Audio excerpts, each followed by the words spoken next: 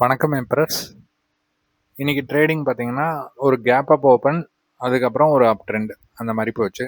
நம்ம நேற்றே சொல்லியிருந்தோம் ஒரு 23,820 அதுக்கு மேலே இருந்ததுன்னா 920 ஃபர்ஸ்ட் டார்கெட், 970 செகண்ட் டார்கெட், அதுக்கப்புறம் 24,070 அப்படிங்கிற மாதிரி நம்ம சொல்லியிருந்தோம்.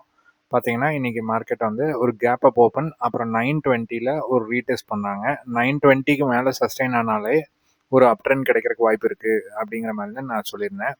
அதே மாதிரி ஒரு 920க்கு ரீடெஸ்ட் பண்ணுறாங்க.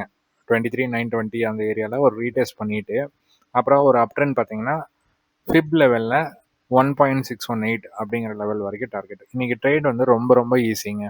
கால் சார்ட், புட் சார்ட் எதுவுமே பார்க்கலைனாலும் இந்த ஃபிப்னாச்சி போட்டுட்டு இந்த 915 கேண்டலுக்கு ஒரு ஃபிப் போட்டிங்கன்னா 0.5 பிரேக் அவுட் பண்ணி மேலே போனாங்கன்னா ஃபஸ்ட்டு டார்கெட் பார்த்தீங்கன்னா உங்களுக்கு 915 ஹை. 915 ஹைக்கு மேலே ஒரு பிரேக் அவுட் கிடைக்கும் போது செகண்ட் டார்கெட் பார்த்தீங்கன்னா 1.618 லெவல். எக்ஸாக்டாக அந்த லெவலை வந்து எவ்வளோ அழகாக ரெஸ்பெக்ட் பண்ணியிருக்குன்னு பாருங்கள். ஸோ இந்த மாதிரி ஒரு ஃபிப்பு போட்டு கூட நம்மளால ஈஸியாக ஒரு ட்ரேட் எடுக்க முடியுங்க. ஓகேங்களா? ஸோ நாளைக்கு என்ன மாதிரி ட்ரெண்ட் இருக்கலாம் அப்படின்னு கேட்டிங்கன்னா, இப்போ நம்மளுக்கு 5 மினிட்ஸ் சார்ட்டில் பார்த்தீங்கன்னா உங்களுக்கு ஒரு பிரேக் ஆஃப் ஸ்ட்ரக்சர் அப்படிங்கிற மாதிரி நம்மளுக்கு ஒரு கிளியராக கிடச்சிருக்கு. இந்த ஹைக்கு ஒரு லோ கிரியேட் பண்ணாங்க. லோக்கு அப்புறம் அடுத்த ஹை, அதுக்கப்புறம் அடுத்த நியூ ஹை பார்த்தீங்கன்னா இந்த லோவை கிரியேட் பண்ண ஹைக்கு மேலே தான் இன்னைக்கு பாடி க்ளோஸ் வச்சுருக்காங்க. அப்படிங்கும்போது இது வந்து ஒரு பிரேக் ஆஃப் ஸ்ட்ரக்சர் அப்படிங்கிறத நம்ம கன்சிடர் பண்ணலாம் 5 மினிட்ஸில். ஸோ ஃபஸ்ட்டு வந்து பிரேக் ஆஃப் ஸ்ட்ரக்சர் எப்படி நடக்கும் அப்படின்னு கேட்டிங்கன்னா 5 மினிட்ஸில் ஒரு பிரேக் ஆஃப் ஸ்ட்ரக்சர் கிடைக்கும். அதுக்கப்புறம் ஒரு 1 ஹவர் சார்ட்டில் ஒரு பிரேக் ஆஃப் ஸ்ட்ரக்சர் கிடைக்கும். அதுக்கப்புறம் ஒரு டே சார்ட்டில் பிரேக் ஆஃப் ஸ்ட்ரக்சர் கிடைக்கும். ஸோ இந்த மாதிரி தாங்க பிரேக் ஆஃப் ஸ்ட்ரக்சர் வந்து எப்போவுமே கிடைக்குங்க. இப்போ நம்மளுக்கு வந்து ஒரு 5 மினிட்ஸில் பிரேக் ஆஃப் ஸ்ட்ரக்சர் கிடச்சிருக்கு. இப்போ நம்ம ஒரு நியூ ஹை கிரியேட் பண்ணியிருக்கலங்க.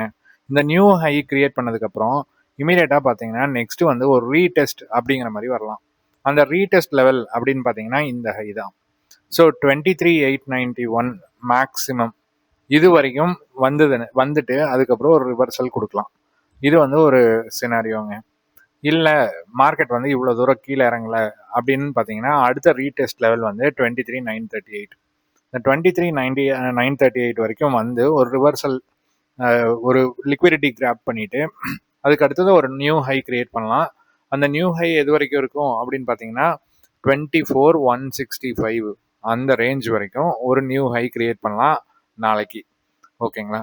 ஸோ ஒரு டவுன் ட்ரெண்ட் அப்படிங்கும்போது ஒரு 23,938, அதுக்கு அடுத்தது 23,891 இது வரைக்கும் மார்க்கெட் கீழே இறங்கிட்டு அதுக்கப்புறம் ஒரு ஹை கிரியேட் பண்ணலாம். அது பார்த்தீங்கன்னா ஒரு 24,165 வரைக்கும். ஸோ நாளைக்கு ட்ரேடு வந்து இந்த மாதிரி தாங்க இருக்க போகுது.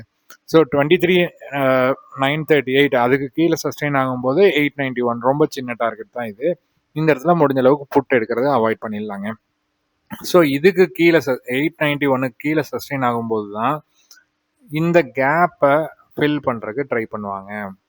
ஸோ இந்த கேப்பை ஃபில் பண்ணுறதுக்கு வருது அப்படின்னாலே 23,891 கீழே மார்க்கெட் வந்து ட்ரேட் ஆக ஆரம்பிக்கும் போது மட்டும்தான் நம்ம இந்த கேப் ஃபில்லிங்கை பற்றி யோசிக்கணும். அப்படி இல்லைன்னா ஒரு கால் ஆப்பர்ச்சுனிட்டி கிடைக்குமா அப்படிங்கிற மாதிரி தான் நம்ம பார்க்க முடியுங்க. ஓகேங்களா?